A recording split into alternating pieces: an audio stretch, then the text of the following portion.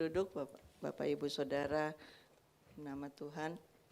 Ya, sedianya hari ini akan dilayani oleh Bapak Pendeta Poltak YPC Barani, tetapi berhubung ada jemaat yang dimakamkan, maka beliau melayani dan ya kami bagi-bagi tugas seperti itu. Tapi kita harap tidak mengurangi rasa kita tetap akan mendengarkan firman. Dan pada hari ini kita akan merenungkan firman Tuhan yang berdasarkan pada 2 Timotius 4 ayat 5, 2 Timotius 4 ayat 5 dengan judul memiliki penguasaan diri. Memiliki penguasaan diri. Saya akan bacakan 2 Timotius 4 ayat 5. Tetapi kuasailah dirimu dalam segala hal, sabarlah menderita, lakukanlah pekerjaan pemberitaan Injil dan tunaikanlah tugas pelayananmu. Ini adalah surat daripada Rasul Paulus kepada anak rohaninya, atau bisa katakan di mana dia membimbing Timotius yang di dalam pelayanannya. Dan Timotius ini tidak mudah mengalami atau di dalam pelayanannya, ya khususnya di Efesus memiliki banyak tantangan. Tetapi disinilah nasihat yang diberikan oleh Rasul Paulus kepada Timotius untuk menguasai dirinya dalam segala hal. Ya, jadi bukan hanya katakanlah spiritual saja, tetapi di dalam segala aspek hidupnya. Karena disinilah kemampuan daripada menguasai diri, ya sabar untuk menderita, maka pemberitaan Injil dan tugas dari pelayanan itu dapat dilakukan dengan baik. Ya justru terbalik, kalau kita tidak mampu menguasai diri atau pada saat itu Timotius tidak mampu menguasai dirinya, maka dia itu akan merusak daripada pelayanannya. Dan sebenarnya kata di sini kuasailah dirimu ini bisa artikan tahanlah dirimu dari anggur. Jadi ingin mengatakan kalau anggur, ya kebanyakan anggur, kalau anggur sedikit ya kadang-kadang mungkin kita butuhkan untuk menghangatkan tubuh, tetapi kalau sudah banyak itu bisa memabukkan. Dan biasanya kalau orang mabuk sulit untuk menguasai dirinya.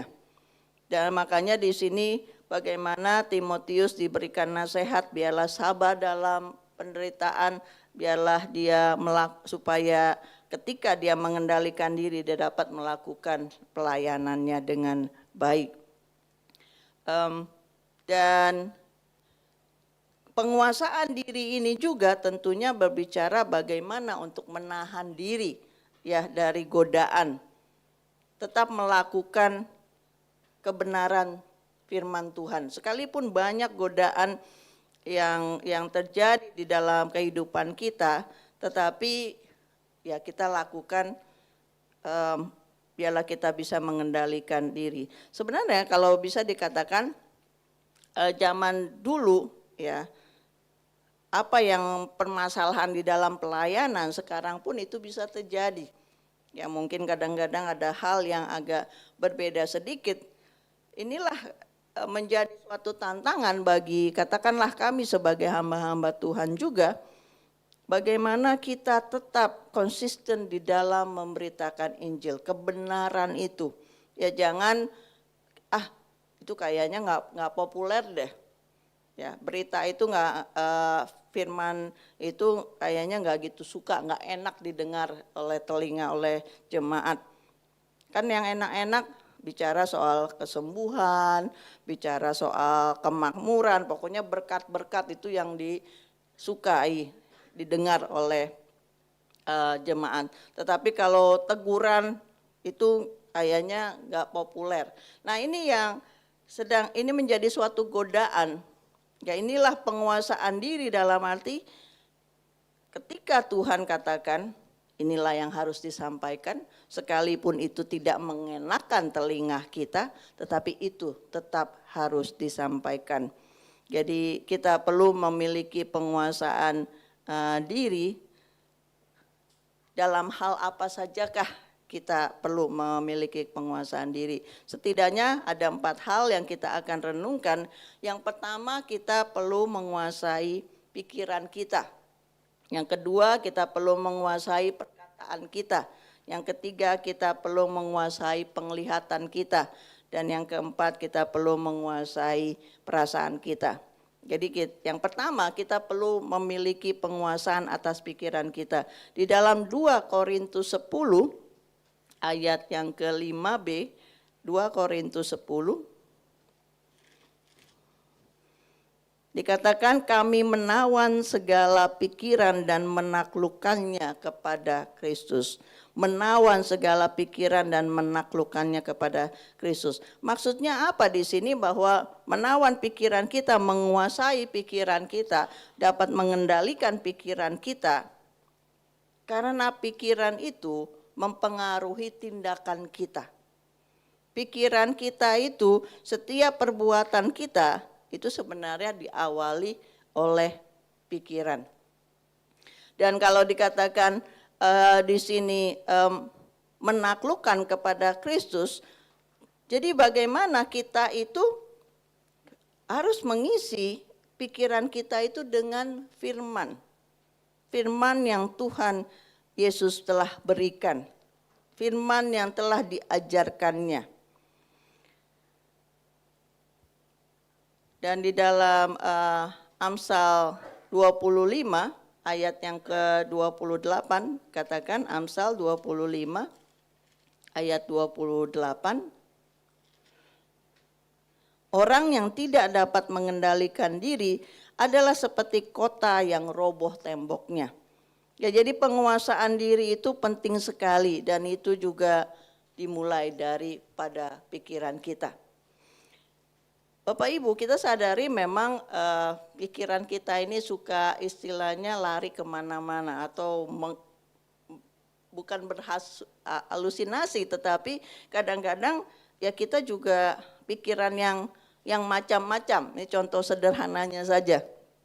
Ya, semalam setelah ketika baru saja selesai ibadah penutupan peti ya kakak daripada Ibu Alin, itu bilang, oh hujan besar. Pas ketika kami keluar, oh ternyata sudah tidak hujan lagi. Tetapi saya harus ke belakang karena udah cukup lama di situ. Nah ketika keluar, ternyata gerimis lagi. Ya sedangkan kami parkir cukup jauh.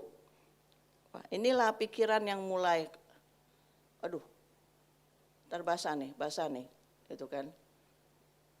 Udah tahu lah, saya juga udah tahu tubuh saya seperti apa. Ini pikiran negatif itu mulai masuk.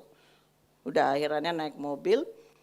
Nah sampai naik mobil itu pas jalan sudah hampir dekat rumah, hujannya sudah mulai besar lagi.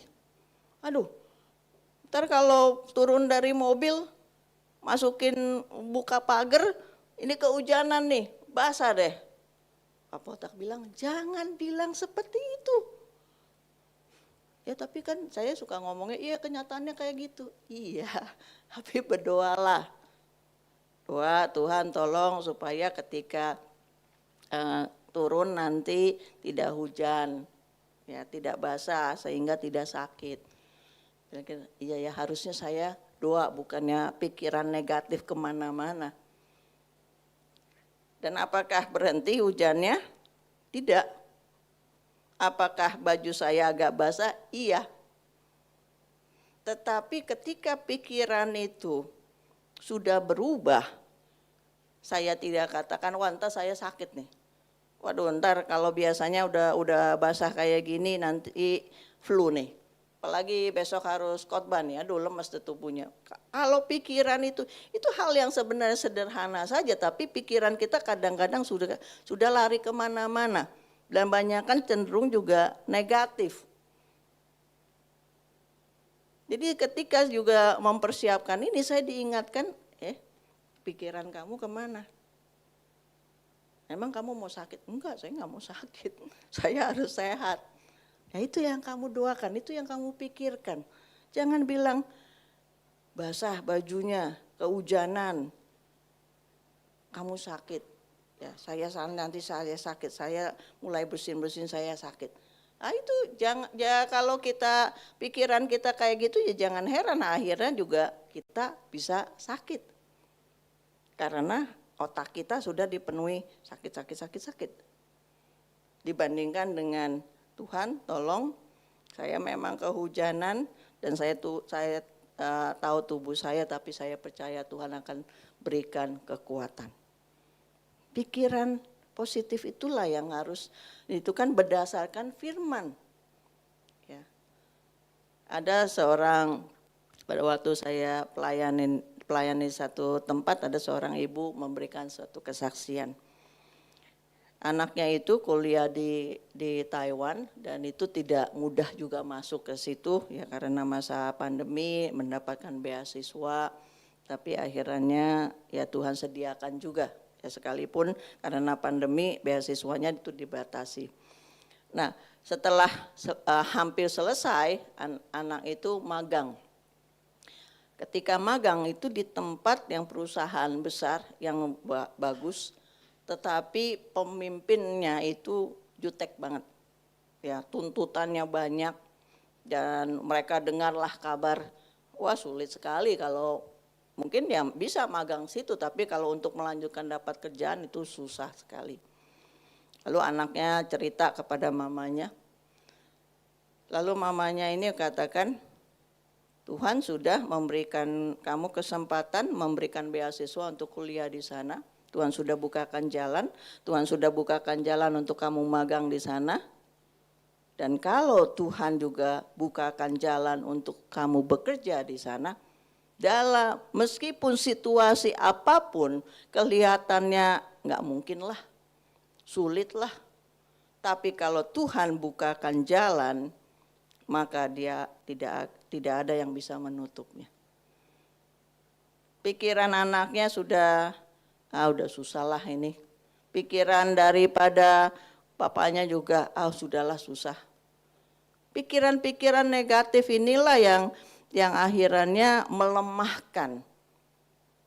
Tapi ibunya ini percaya, kamu harus percaya, kamu doa. Percaya kalau memangnya Tuhan bukakan jalan, Tuhan bukakan jalan. Imani seperti itu. Bukannya melihat situasi sulit, ini enggak bakal lah. Dan akhirnya setelah mereka ya doa sama-sama keluarga, ya Tuhan bukakan jalan. Anak ini sekalipun memang sulit karena tracknya jarang sekali yang bisa masuk untuk anak-anak yang magang istilahnya, di situ bisa masuk melanjutkan pekerjaan. Tetapi anak ini akhirnya dibukakan jalan begitu oleh Tuhan. Jadi kita lihat di sini bagaimana kita harus mengisi pikiran kita, bukan dengan ketakutan ya atau pikiran-pikiran negatif yang membuat kita takut, membuat kita juga mungkin kadang-kadang jadi malas. Udahlah, udah hopeless lah di situ, udah nggak bisa lah, udah nggak ada harapan lah. Kita lah yang kadang-kadang justru melimit istilahnya, membatasi Tuhan untuk bekerja di dalam hidup kita.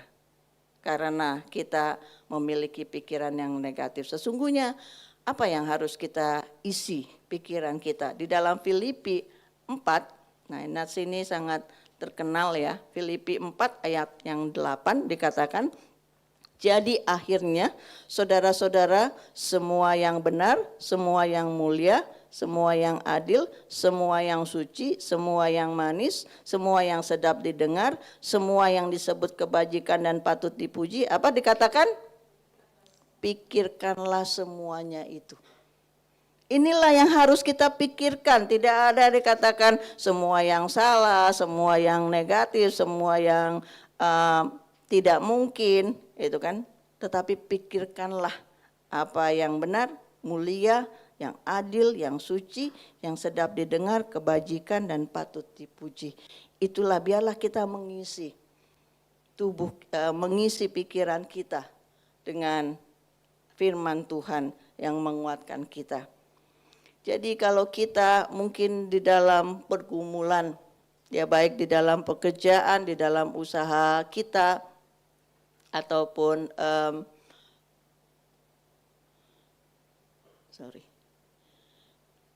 di dalam usaha kita, bahkan mungkin di dalam hal keluarga kita, atau kita juga lemah tubuh kita.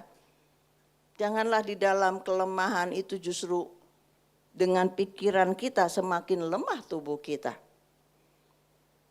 Kalau kita sedang sakit, aduh, kita lagi mati nih, mati deh. Ya nggak heran lah tambah sakit. Ya, firman Tuhan mengatakan jadilah seperti imanmu. Kalau keyakinan kita ini sakit sebentar lagi mati ya nggak lama lagi lah mungkin di situ.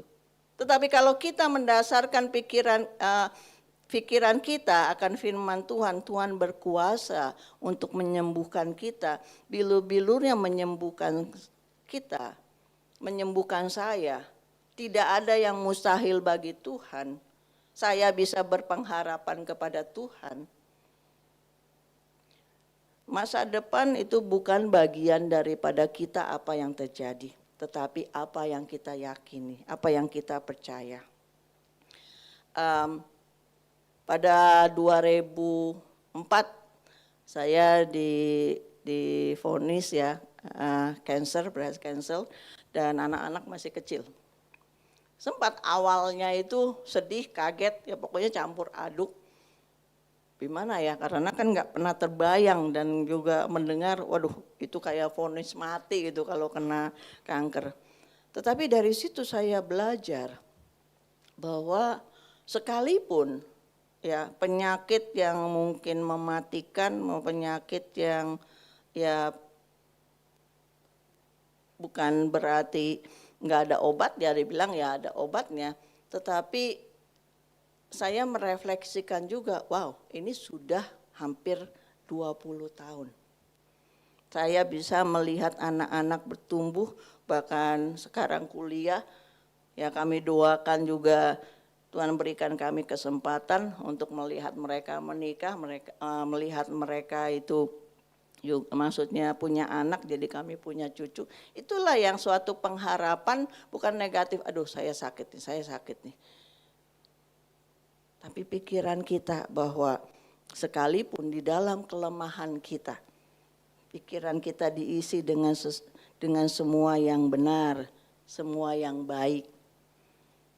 Kita percaya, sekalipun mungkin saat ini kita sedang dalam bergumul dengan penyakit kita percaya bahwa Tuhanlah yang akan memberikan kita kesehatan.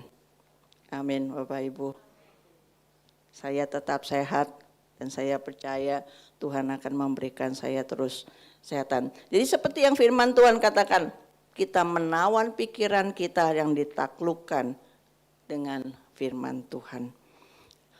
Yang kedua, kita harus memiliki penguasaan atas perkataan kita. Di dalam Amsal 21 ayat 23,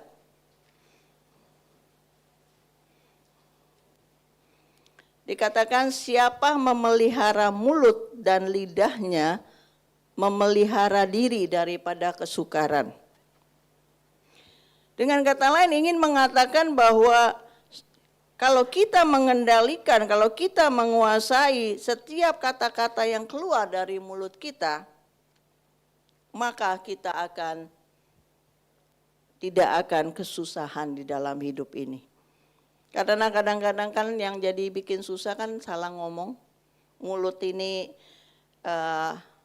ya gitulah, ya kita harus hati-hati. Kita juga mungkin sering mengalami karena kita salah ngomong, salah ucap,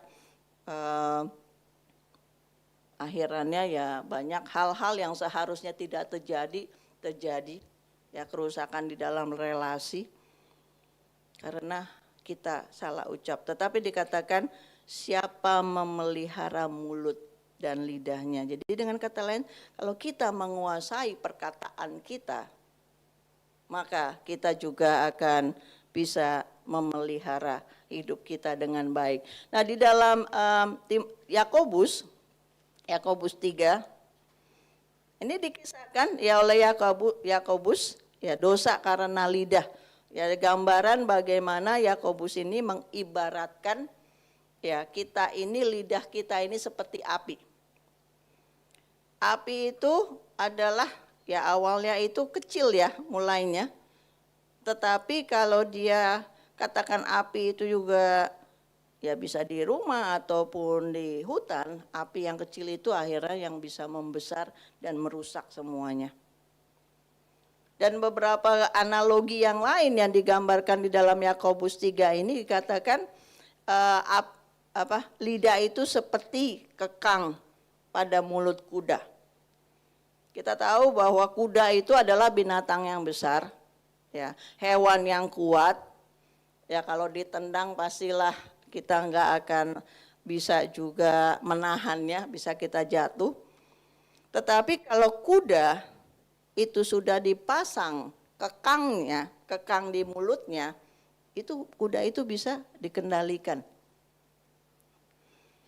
Ya, misalnya mau kemana lah kalau kita suka. Di sini siapa yang pernah naik kuda? Yang besar? Oh, yang lainnya belum ya? Saya pernah naik kuda, diajakin teman. Pada waktu saya kuliah di Australia, ya waktu itu muda, kalau sekarang mah jangan deh, saya nggak akal berani naik kuda. Kudanya cukup besar, jadi agak ngeri-ngeri juga, cuma saya orang yang suka adventure juga, jadi coba naik kuda. Kalau dulu kan, kalau waktu misalnya dulu dulu waktu kecil kita naik kuda kan ada yang pegangin tuh. Ya saya ingat anak-anak dulu kalau ke puncak akan naik kuda gitu, tapi ada yang pegangin, bukannya dia bawa sendiri. Nah ini maksudnya ini coba naik lalu harus mengendalikannya sendiri, kudanya besar. Udah sama temen lalu mulailah, ya sebelumnya memang diarahkan. Ya nanti pegang kalau mau katakanlah mau ke kanan, tarik yang kanan, kiri, tarik yang kiri, mau berhenti, saya lupa kayaknya tarik dua-duanya seperti itu. Sudah nih, saya naik, meskipun ngeri-ngeri, tapi ya dijalanin juga. Mulailah kami, karena beberapa orang ya, cukup banyak, kudanya yang lainnya itu mulai lari. Saya awalnya di tengah-tengah, kuda saya juga ikut lari, kenceng juga. Saya coba kendaliin, ingat-ingat tadi disuruh apa? Oh, ini kan lagi lurus ya, lurus tadi gimana ya? Pokoknya coba ikutin petunjuk. Tapi saking saya memang itu juga pertama naik kuda begitu besarnya, akhirnya apa yang terjadi? Saya sudah tidak bisa mengendalikan kuda itu. Saya tungguin yang lain supaya saya nggak keinjek sama kuda. Saya tungguin yang lainnya semuanya lewat.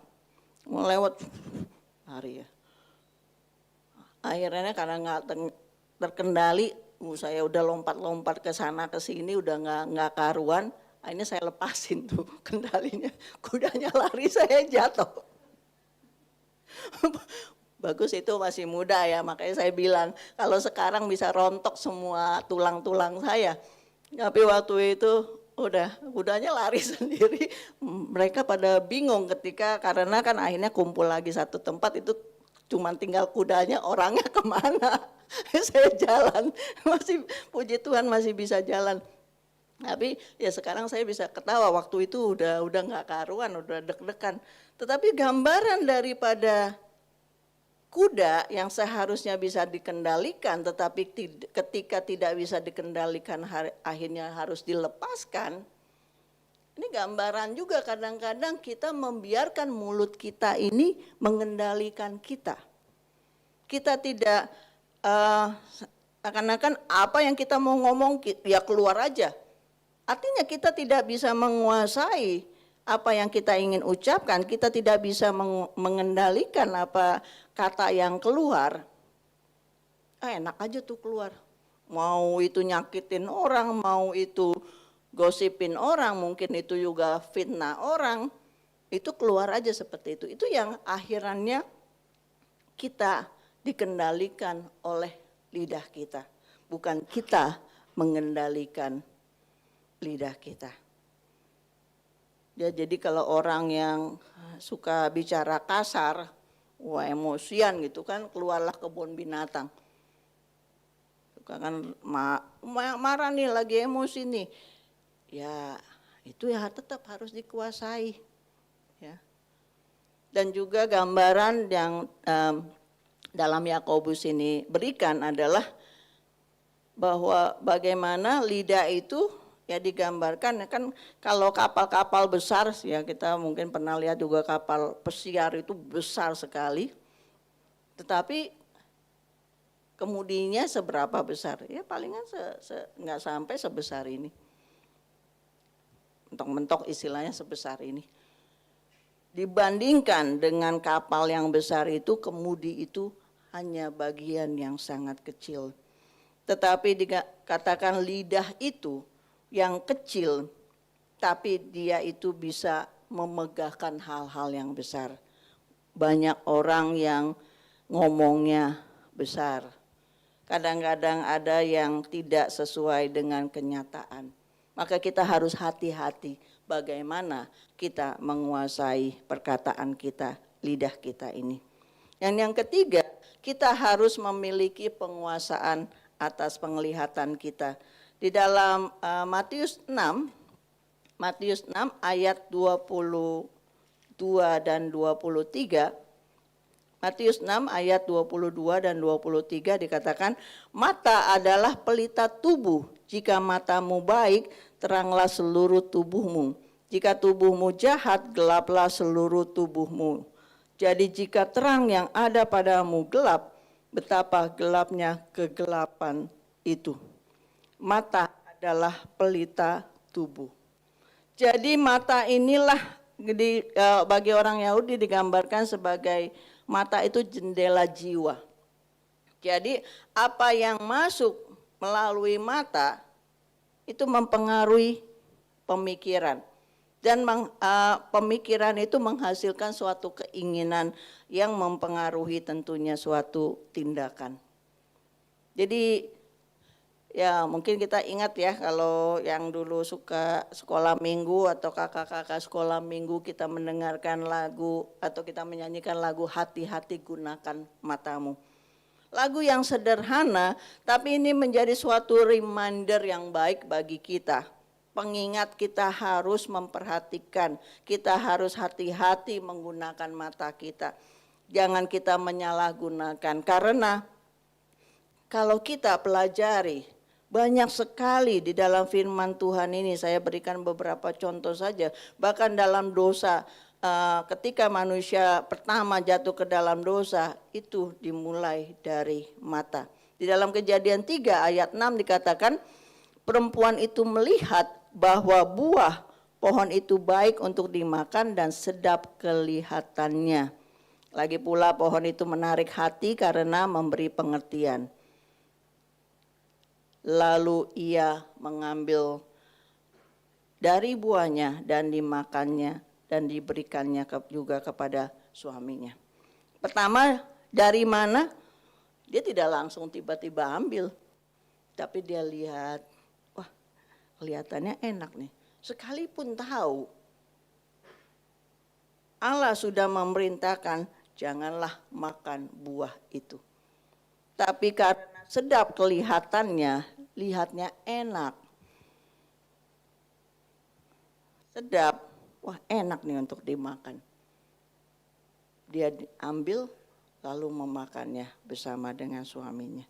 Jadi kita lihat di sini bagaimana seseorang bisa melanggar perintah Tuhan karena penglihatannya. Dia tidak bisa menguasai penglihatannya dan mengatakan, memang buah itu kelihatannya enak, tapi Tuhan melarang untuk memakannya, maka saya tidak akan makan.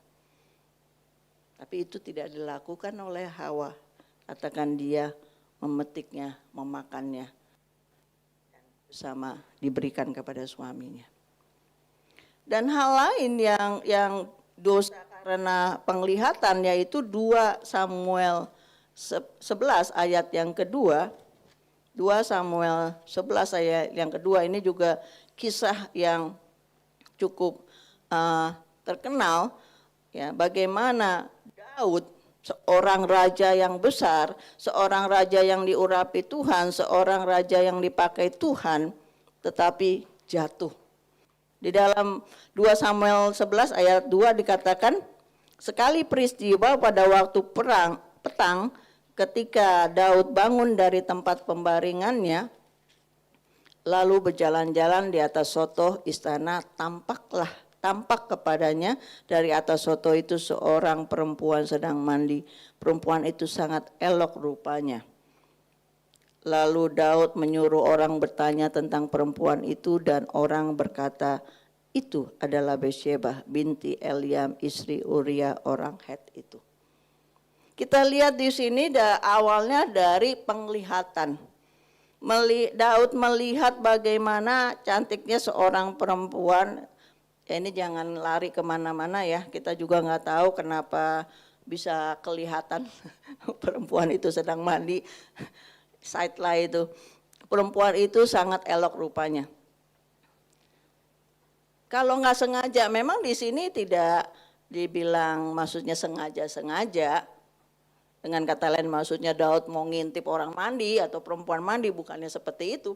Tetapi yang menjadi masalah di sini, penglihatan daripada Daud ketika melihat itu, dia menindaklanjuti. Kadang-kadang ada yang kita nggak sengaja lihat, gitu kan. Kita juga harus hati-hati sekarang di medsos atau apalah, ya, karena berapa kali juga saya suka mencari bahan misalnya dari YouTube atau gambar-gambar, tapi muncullah gambar yang tidak diinginkan atau tidak khusus dicari-cari. Ya lihat, ya mau nggak mau kan, maksudnya memang harus dilihat, tapi jangan akhirnya, wih seru ya, terus di YouTube, wih apa nih, langsung dibuka. Nah ini yang akhirnya membuka celah dari penglihatan kita, mata kita yang awalnya mungkin kita tidak sengaja untuk melihatnya. Tetapi karena kita tidak menguasainya sejak awal, akhirnya mengikutinya, sekalipun itu tidak baik, disitulah kejatuhan daripada kita. Dan disinilah yang terjadi juga kepada Daud. Dia menindaklanjuti apa yang dilihatnya. Daud tidak menguasai penglihatannya.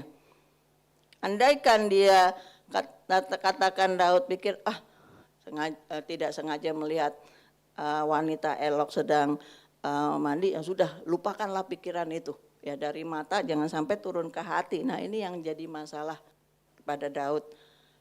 Setelah dia mencari tahu itu adalah istri Uria, ya istilahnya dengan kata lain istri orang, dia ini adalah bukannya seorang wanita yang tidak ada tanda kutip suaminya, tetapi di sini ada suami, tetapi tetap saja kalau kita baca lebih lanjut, Daud itu akhirnya selingkuh dengan Batsyeba ini. Nah ini yang jadi masalah, dia menindaklanjuti, dia terpikat olehnya apa yang dilihatnya. Akhirnya dia jatuh ke dalam dosa. Dan kita tahu kelanjutannya seperti apa. Dosa yang diawali dengan penglihatan. Maka kita harus menguasai ya apa yang kita lihat. Dan yang terakhir adalah kita harus memiliki penguasaan atas perasaan kita. Di dalam Efesus 4 ayat 26 dan 27, Efesus 4 ayat 26 dan 27 dikatakan, apabila kamu menjadi marah, janganlah kamu berbuat dosa, janganlah matahari terbenam sebelum padam amarahmu, dan janganlah beri kesempatan kepada iblis. Perhatikan apa yang harus kita, ini bicara soal perasaan, tetapi saya berikan contoh satu saja ya di bagian, bukan berarti kita tidak memiliki perasaan yang lain, tetapi kemarahan itu adalah salah satu bagian daripada bagaimana kita mengekspresikan perasaan kita, bagaimana emosi kita harus dikendalikan, harus dikuasai. Tidak dikatakan di sini bahwa kita tidak boleh marah. Maka dikatakan apabila kamu menjadi marah. Ada marah yang ada hal-hal yang kita anggap tidak adil, ada hal-hal yang kita anggap itu tidak benar. Ya kita harus telusuri, bisa saja memang kita menjadi marah. Ya saya kadang-kadang suka nggak mendengar hal-hal yang bagi saya tidak adil dan langsung ya emosi saya itu naik. Tapi di sinilah belajar juga bagaimana menguasainya supaya kita juga tidak salah sasaran. Kadang-kadang kan bukan kepada orangnya istilahnya yang terkait kita marah-marahin karena kita kasusnya ini yang satu lagi. Nah ini nggak relevan. Jadi kalau kita marah, katakan sebenarnya apabila kamu menjadi marah. Kita harus mengevaluasi mengapa ya saya marah ya. Apakah itu karena keegoisan saya? Apakah karena merasa hak saya itu diambil atau marah apa? Ya karena apa kita itu marah? Dan sebelum kita marah memang ini yang menjadi sulit ya, kalau marah itu kadang-kadang kan spontan. Kita mengekspresikannya, tetapi sinilah kita belajar. Ada beberapa orang yang dekat dengan saya, ya khususnya Pak Potak lah. Kalau udah mulai lihat saya mulai spanning, antara coba menenangkan, ya bilang napas, napas, napas. Ya. Dengan kata lain, tenangkan diri dulu, ya. Jangan emosi, harus hati-hati apa yang dikatakan. Karena kalau marah, saya suka bercanda gini. Saya nikah dengan orang Batak yang dianggapnya apa ya, keras gitu ya, keras suaranya. Tetapi kalau saya sudah marah, saya bilang, Pak Potak orang Batak pun yang kayaknya keras itu bisa kalah sama saya. Sampai mama saya bilang, waduh ini karena panggilan saya Ana ya. Itu kalau si Ana udah marah nggak lihat kuping. Maksudnya siapa juga kalau udah marah itu nggak dipandang gitu kan. Ya saya harus belajar, ya tampang saya kan kadang-kadang kayak orang anggap, sabar loh. Pernah marah nggak sih Bu? Ada yang pernah nanya gitu. Wah nggak tahu aja. Coba tanya rekan saya di sekolah ya. Sampai dia bilang, saya nggak mau sampai dimarahi oleh Ibu Rohana. Takut dia. Karena ternyata wah, kalau saya marah itu juga ya. Kadang-kadang ya itulah. Tapi disinilah saya juga belajar. Saya bukan orang yang sabar ternyata. Tetapi nah disinilah bagaimana saya sendiri masih belajar untuk menguasai perasaan, menguasai emosi saya, menguasai kalau saya marah supaya tidak menyakitkan orang lain. Karena biasanya kalau kita marah itu mudah sekali. Dari kata-kata kita, belum lagi kalau ini tangan sudah melayang kemana-mana ya. Ada seorang ibu yang bingung karena anaknya sangat sulit untuk mengendalikan. Kalau udah marah apa juga misalnya di meja dilempar, bahkan banyak barang-barang rusak di rumahnya karena anak ini tidak bisa mengendalikan kemarahannya. Akhirnya dibawa ke psikolog dan ya diajarkanlah bagaimana mengendalikan emosinya, mengendalikan kemarahan ini. Jadi disalurkanlah anak ini kalau marah ya dikasih kertas untuk gambar, ya dikasih gambar untuk diwarnai. Ternyata memang bisa kita mengendalikan, kita bisa menguasai. Dan disinilah kita juga tentunya, makanya perlunya berdiam diri ketika kita marah. Inilah juga saya belajar waktu anak-anak khususnya masih kecil.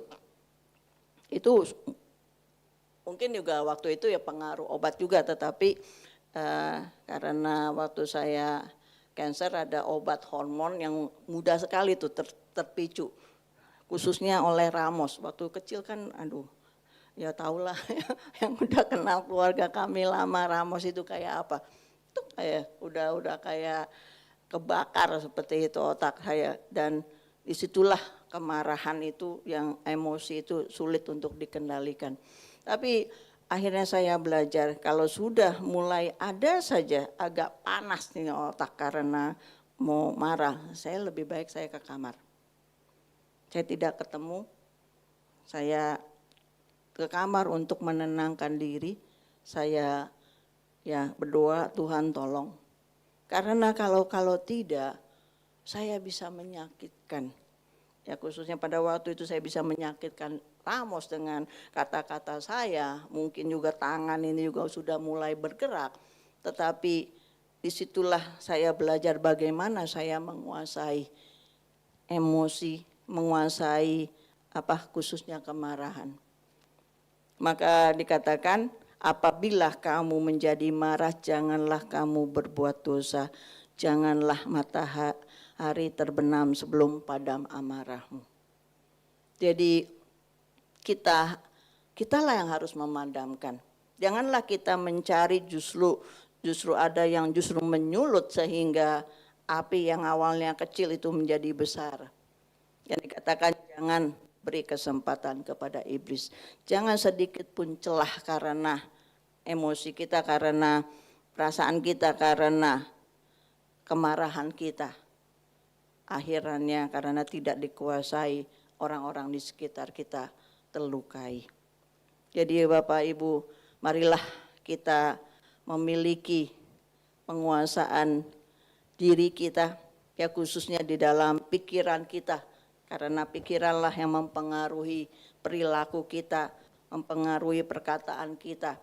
Dan jangan biarkan mata kita ini, ketika memang kadang-kadang sekali lagi kita tidak sengaja untuk melihat sesuatu, tetapi kita kuasai. Jangan ketika kita melihat sesuatu yang tidak baik, kita tindak lanjuti.